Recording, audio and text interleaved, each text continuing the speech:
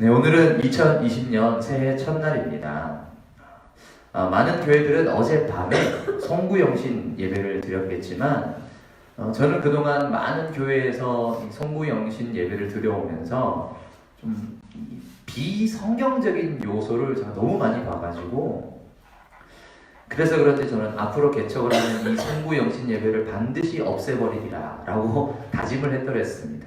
좀 극단적인 생각이지만 그런 다짐들을 했습니다.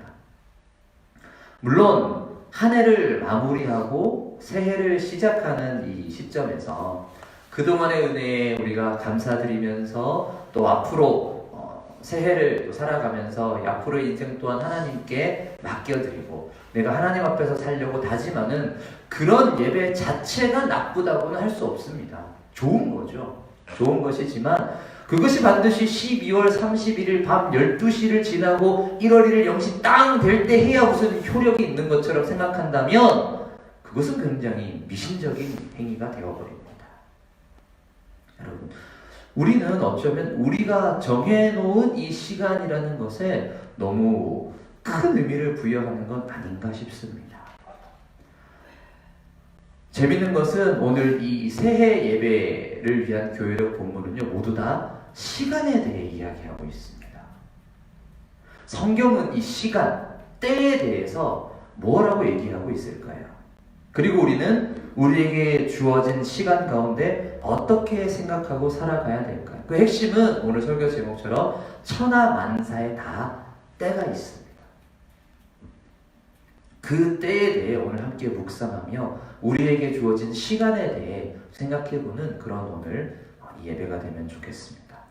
자, 오늘 복음서 본문은 아주 유명한 양과 염소의 비유입니다. 31절에서 33절은 이 비유가 어떤 비유인지 이렇게 설명합니다. 자, 31절 보시면 인자가 자기 영광으로 모든 천사와 함께 올 때에 자기 영광의 보좌에 앉으리니. 자, 벌써 첫 이 구절에서부터 때라는 말이 나옵니다. 인자가 자기 영광으로 모든 천사와 함께 올 때가 있습니다. 때. 예수께서 다시 오실 때가 반드시 올 것입니다. 그러나 성경의 관심은 그게 언제인가, 그게 몇 년도, 몇 월, 몇 시, 뭐 이런 거에는 관심이 있지 않습니다. 교회를 오래 다니신 분들은 뭐 잘 관심 없겠지만 교회를 안 다니는 사람들이 사주라는 걸 보죠. 점지라고 사주 이런 걸 하면은 이 사주라는 것이 이제 태어난 해, 달, 날씨 이런 걸 가지고 뭐 이게 뭐 몇 년도냐, 뭐 언제 몇 시에 태어났냐 이걸 가지고 사람의 운명에 대해 얘기를 하잖아요. 물론 뭐 이 사주라는 것도 어느 정도 약간 빅데이터 분석 이런 면도 있습니다. 수많은 사람들이 살아왔던 걸 보니까 뭐 어느 정도 이렇다 뭐 그런 면에서는 그럴듯해 보여도 그 태어난 시간이 누군가의 운명을 결정한다는 것은 좀 납득하기 좀 어려워요. 만약에 그렇다면 1984년 12월 11일에 태어난 사람은 저랑 똑같은 운명으로 살아가야 된다는 건데 그렇지 않잖아요. 똑같은 인생 사는 게 아닌데 어떻게 태어난 날과 시가 그 사람의 운명을 결정할 수가 있답니까? 이름을 잘 지으면 잘 된다? 그렇습니다. 그럼 같은 이름이면 다 잘 돼야죠. 이름이 똑같은데 왜 누구는 잘 되고 누구는 안 됩니까? 그럼 또 이렇게 얘기하면 더 안 될 것도 이름 덕분에 막았다. 그런 궤변이 어디 있습니까? 그럴 것 같으면 저도 뭐 천하의 최고의 점쟁이가 될 수도 있겠습니다. 그렇게 말하기가 어렵죠. 그러면 성경은 이 때, 시간에 관해서 무엇에 집중을 할까요? 자, 32절입니다. 모든 민족을 그 앞에 모으고 각각 구분하기를 목자가 양과 염소를 구분하는 것 같이 하여 양은 오른편에 염소는 왼편에 둔다. 자, 그때에 이런 일이 있을 것입니다. 모든 민족, 모든 사람을 모아서 그들을 구분하기를 목자가 양과 염소를 구분하듯이 한다고 합니다. 이게 무슨 말이냐면요. 자, 낮에는 이 목축업을 하는 목자가 양이나 염소를 어떻게 해요? 들에 풀어놓습니다. 들에 풀어놓고 풀 뜯어라 이렇게 하면 풀을 뜯다가 밤이 되면 특히 이제 이스라엘 쪽은 일교차가 큽니다. 일교차가 크니까 이제 밤에 이제 얘네들을 모을 때 어떻게 하면 양과 염소의 차이가 어떻죠? 어떤 분은 여기서 뭐 양과 염소의 차이가 말을 잘 듣고 누구 막 지금 그런 얘기가 아니에요. 이게 양과 염소의 차이는 털이 많냐 적냐의 차이입니다. 양은 털이 북실북실하기 때문에 야외에서 자도 괜찮습니다. 그래서 양들은 이 지붕이 없는 야외 우리에 이렇게 자게 하고, 염소는 비교적 털이 적기 때문에 실내 우리에 넣어서 이렇게 구분을 합니다. 그러니까 여기의 핵심은 뭐냐? 낮에는 양과 염소가 구분이 없이 들에서 풀을 뜯어먹고 있습니다. 교회에서도 마찬가지입니다. 지금은 아직은 낮입니다. 교회 안에서도 다 양과 염소가 구분이 없이 다 똑같은 신앙생활 하는 것 같아요. 세상에서도 양인지 염소인지 우리는 알 수 없습니다. 그냥 다 같이 들에서 풀 뜯어먹고 있습니다. 그러나 그 둘이 반드시 갈라지는 때가 옵니다. 밤에 잠자러 들어올 때는 양 자리가 따로 있고 염소 자리가 따로 있습니다. 그런 것처럼 구분한다는 것입니다. 성경이 때에 대해 말하는 것은 무엇이냐? 그 시간 자체가 중요한 게 아닙니다. 몇 월 며칠이냐? 몇 시 몇 분이냐? 이게 중요한 게 아닙니다. 그렇기 때문에 종말이 언제 올까? 언제 1999년인가? 노스트라다무스가 맞나? 2012년인가? 이런 게 중요한 게 아니라 그때에 무슨 일이 있을 것인가? 어떤 일이 있는가? 양과 염소가 구분되듯이 구분되는 날이 반드시 올 겁니다. 그때에 무슨 일이 일어나느냐? 구분이 일어납니다. 그러면 중요한 것은 그 구분이 어떤 기준으로 구분되느냐예요. 양과 염소는 털이 있냐 없냐로 구분된다면 하나님은 우리 인간을 어떤 기준으로 구분하시느냐? 자, 그 기준이 34절부터 나옵니다. 먼저 이제 오른편입니다. 그때 임금이 그 오른편에 있는 자들에게 이르시되 내 아버지께 복받을 자들이여 나와 창세로부터 너희를 위하여 예비된 나라를 상속받으라. 이들은 아버지께 복받을 자들입니다. 아버지의 나라를 상속받을 것입니다. 근데 왜 그렇게 되느냐? 35절입니다. 내가 줄일 때에 너희가 먹을 것을 주었고 목마를 때에 마시게 하였고 나그네 되었을 때에 영접하였고 헐벗을 때 옷 입혔고 병들었을 때 돌보았고 옥에 갇혔을 때에 와서 보았느니라. 자, 여기서 내가 줄일 때라고 합니다. 35절에 보시면 내가 줄일 때, 여기서 내가 누굽니까? 34절을 보시면 임금님입니다. 왕이신 예수입니다. 예수께서 줄일 때 먹을 것을 주고 목마를 때 마실 것을 주고 집이 없을 때 먹을 것을 주고 헐벗었을 때 옷 입혀주고 병들었을 때 돌봐주는 일, 이것이 바로 양과 염소가 갈려지는 기준입니다.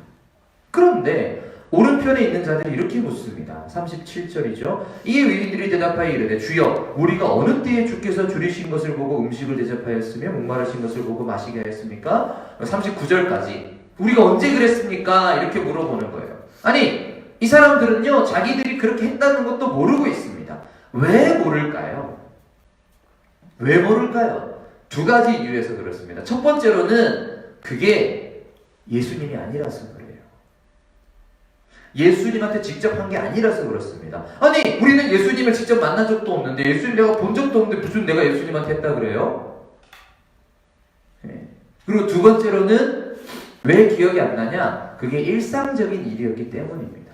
특별히 하는 일이 아니라 그냥 늘 그렇게 살아왔어요. 그러다 보니까 딱히 특별하게 기억이 안 나는 거예요. 그냥 늘 하던 거니까. 내가 특별히 뭐 그런 일을 한 적이 있었나? 별로 뭐 기억이 잘 안 나는. 왜? 늘 하는 것이기 때문에. 그러자 40절입니다. 임금이 대답하여 이르시되 내가 진실로 너희에게 이르노니 너희가 여기 내 형제 중에 지극히 작은 자 하나에게 한 것이 곧 내게 한 것이니라 하시고. 그렇습니다.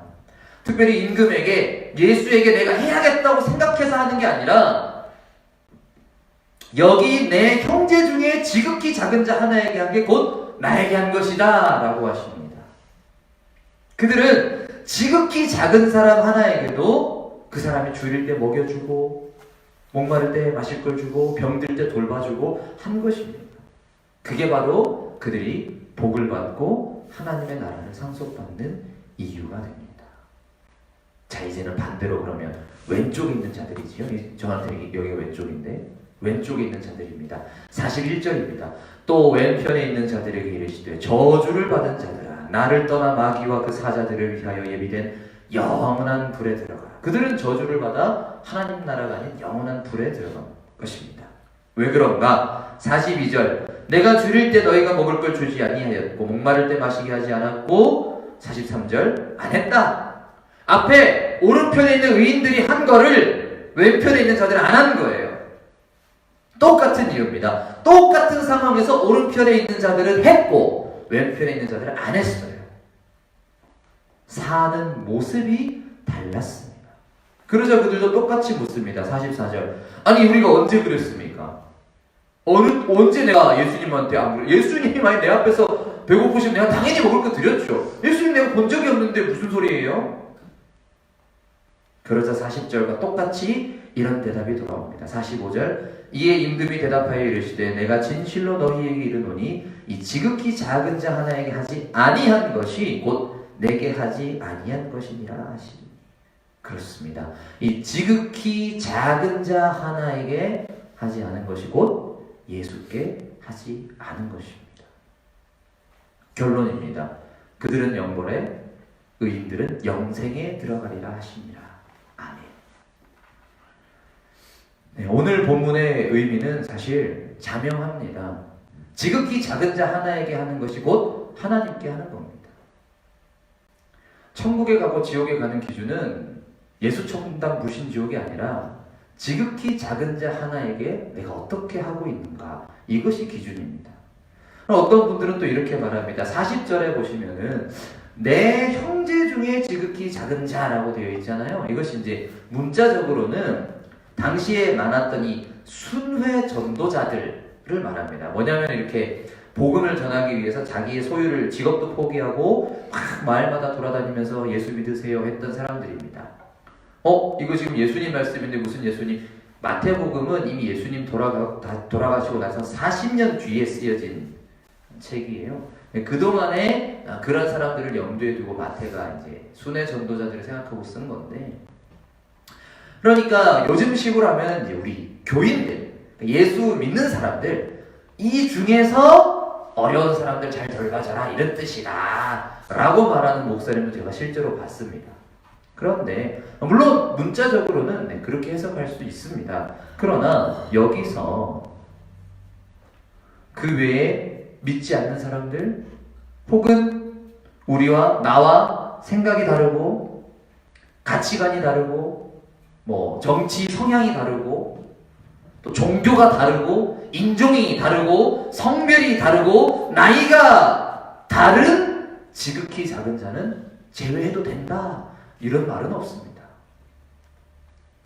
지극히 작은 자들 중에 나랑 생각이 잘 맞고 내 마음에 드는 사람은 내가 잘해주고 예수 믿는 사람들은 내가 잘해주고 교회에 내가 헌금은 열심히 하고 그러면 되는 거 아닙니까? 아닙니다. 여기서 지극히 작은 자들을 언급하시면서 그런 기준으로 하라고 성경에 쓰여 있진 않습니다. 특별히 우리 예수께서 살아오신 그 삶을 보면 어떻습니까? 예수님은 세리와 창녀들, 도둑들, 죄인들, 병든 자들, 이것도 병든 게 그냥 아픈 사람들이 아니라 이 유대인의 율법을 보면은요, 어떤 병든 자들은 가까이 가면 안 됩니다. 이게 종교적으로 더러운 자들이에요. 누굽니까? 나병 환자들 있어요. 옛날에는 문둥병자라 그랬죠. 이거는 단순한 병이 아니라 하나님의 징벌이기 때문에 가까이 오고 손대면 안 된다 라고 율법에 적혀 있지만 예수님은 그들과 함께 하셨습니다.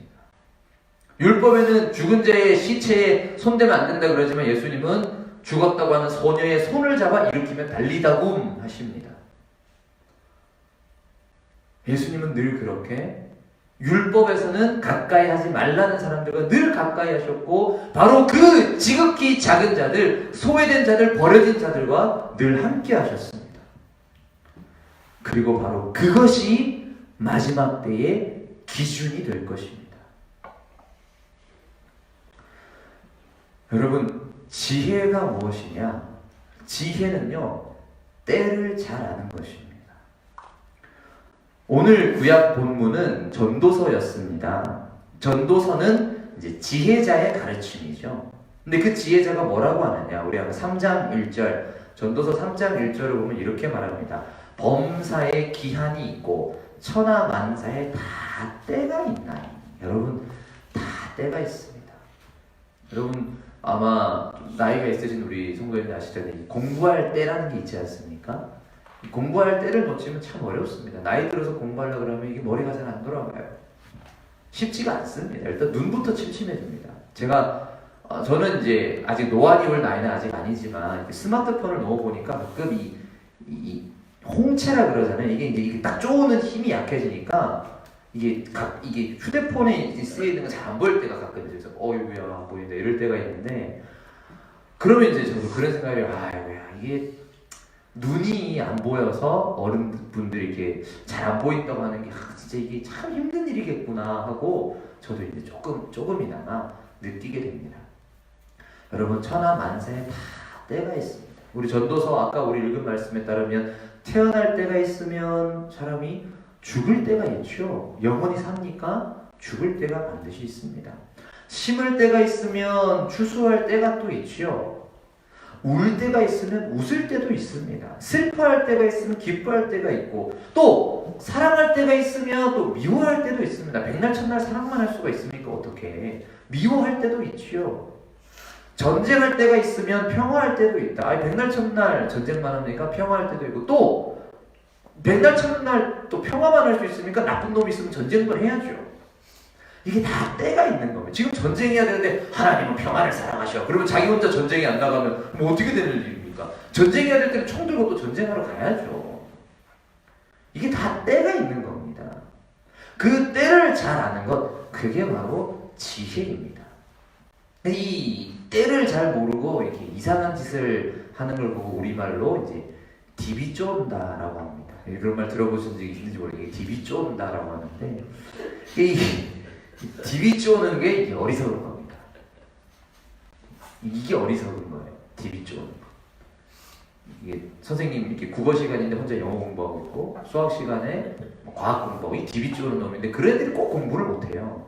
그러면서 공부 잘하리라 생각하면 절대 안 됩니다. 다 때가 있습니다. 그런데 전도자는 또한 이렇게 말합니다. 전도서 3장 11절입니다. 하나님이 모든 것을 지으시되 때를 따라 아름답게 하셨고, 또 사람들에겐 영원을 사모하는 마음을 주셨느니라. 그러나 하나님이 하시는 일의 시종을 사람으로 측량할 수 없게 하셨도다. 아멘. 하나님이 모든 것을 지으시되 때를 따라 아름답게 하셨습니다. 봄에는 꽃이 피고 벚꽃이 아름답게 흩날리면, 이제 또 여름이 되면은 녹음이 짙고, 가을이 되면 낙엽이 들고, 또 겨울이 되면 또 하얀 눈이 내리고, 이런 계절의 아름다움들이 있어요. 백날 첫날 벚꽃이 펴 있으면 그게 예쁘다는 생각을 할까요? 물론 예쁠 수는 있는데, 사실 저는 벚꽃의 아름다움은 그것이 짧기 때문에 더 그 순간이 소중하고 아름답지 않나 생각하게 됩니다. 제철 음식이라는 것 얼마나 좋습니까? 때가 지나면 그 계절에는 그런 걸 또 먹어줘야지. 방어 이런 거, 지금도 방어가 많네. 방어철이라 그래가지고 한 몇 주 전에 저희 막 친구들 막 맨날 방어 회 먹으러 다니고 그러더라고요.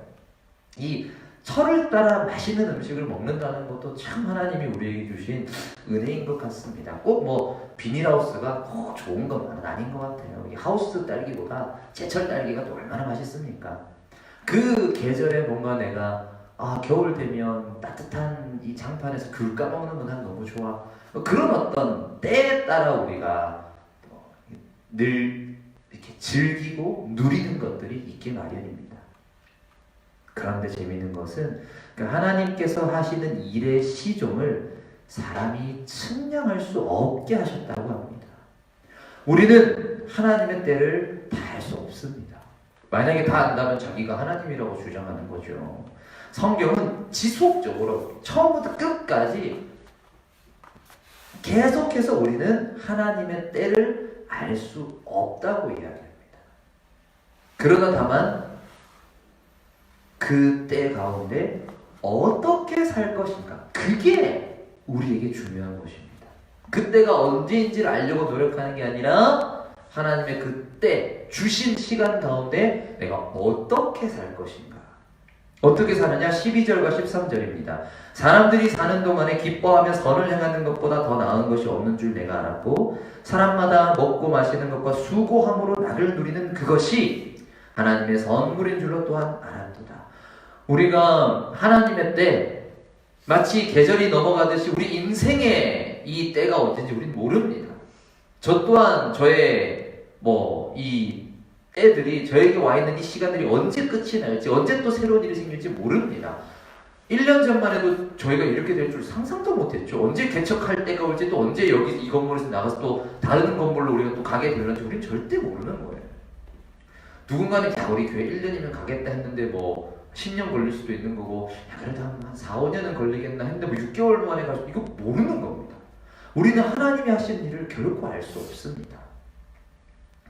그러면 알 수 없으니까 아이고 그걸 모르니까 그냥 못 자면 좋겠습니까? 아니에요. 그 사는 날 동안에 우리에게 주신 그 시간 동안에 기뻐하며 선을 행하는 것, 또한 하나님이 주신 것들을 감사함으로 누리며 사는 것, 그것이 바로 이 시간 속에 살아가는 우리가 어떻게 살아가야 하는가에 대한 성경적인 답입니다. 이제 말씀을 맺겠습니다. 주 안에서 살아가는 우리 푸른나무 교회 가족 여러분, 오늘 이 송구 영신 예배는 아니고 우리 이제 신년 감사 예배를 드리는데요. 이 신년 예배에 우리가 예배를 함께 드리면서 이 말씀 가운데 우리에게 주어진 새로운 시간, 우리 뒤에 이제 흘러간 시간과 우리 앞에 놓여진 이 시간에 대해서 함께 묵상하고자 하였습니다. 성경은 때와 시간에 너무 매이지 말라고 합니다. 우리가 그 때와 시간을 모르지만 우리에게 주어진 이 시간 속에 중요한 것은 이것이 언제 끝날 것인가가 아니라 내가 그 시간을 어떻게 살아갈 것인가, 이게 더 중요하다 그럽니다. 여기에 대해서 저희 이제 신대원의 우리 최영삼 교수님 왜 주기도문 책도 쓰셨고, 또 이분이 이 마태복음에 대해서도 엄청 좋은 책을 쓰셨는데요. 제가 늘 참고하는 책인데, 이 책에 보면은 이 본문에 대해서 이렇게 얘기합니다. 자,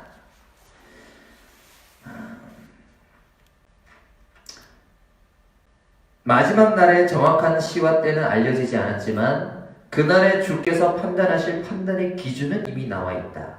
그러면서 이걸 이렇게 비유해요. 마치 시험 문제를 모두 공개하고 곧 시험을 볼 것이라고 말하는 것과 다름없다. 시험 문제의 내용이 이미 공개되었다. 그 문제를 어떻게 풀어야 하는지 그 문제를 내신 분이 직접 살아 보이심으로 답을 주셨다. 무엇이 깨어서 사는 삶인가? 마지막 날 치를 시험 문제를 정확히 아는 삶이다. 그리고 그 답을 주신 그분을 따라 자신도 그 답을 만들어가는 삶이다.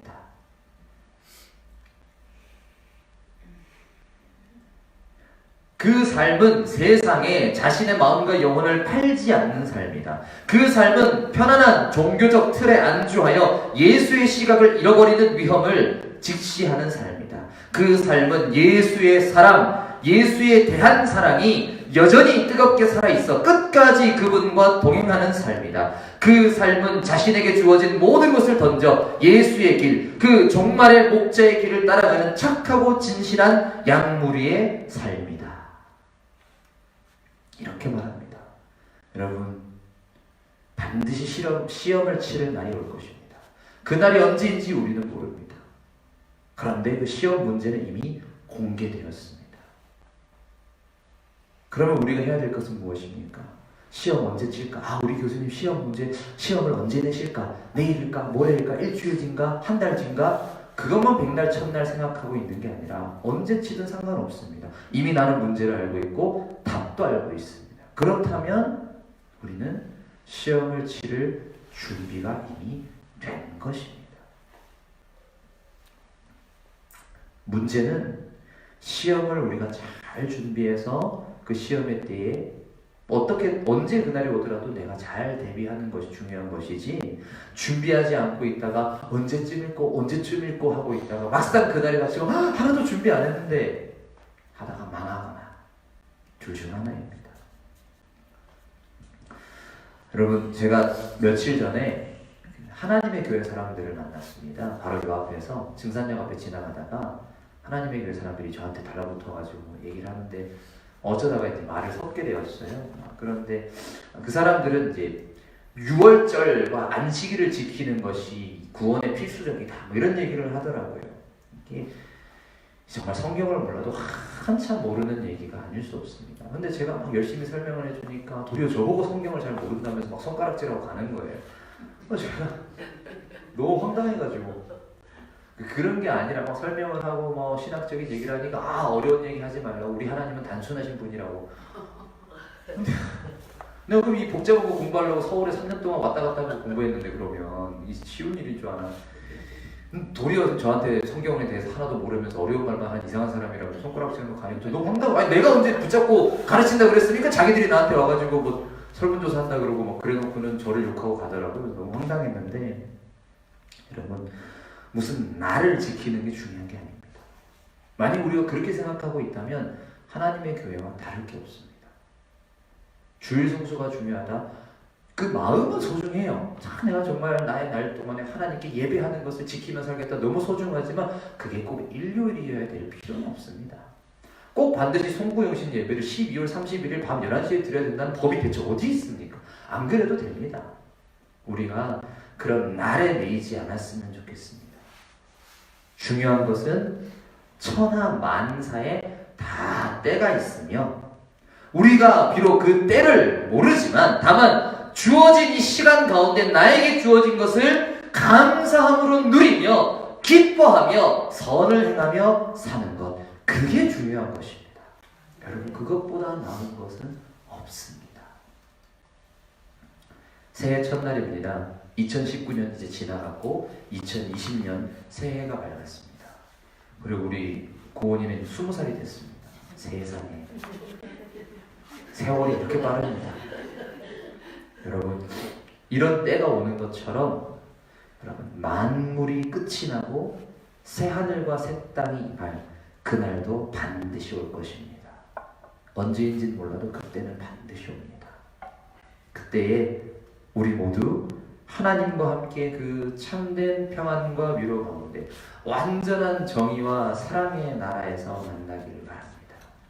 그리고 그때까지 우리에게 주어진 이 하루를 기뻐하며 또 선한 일에 힘쓰며 살아가는 저와 여러분이 되기를 주님의 이름으로 축원합니다. 기도하겠습니다.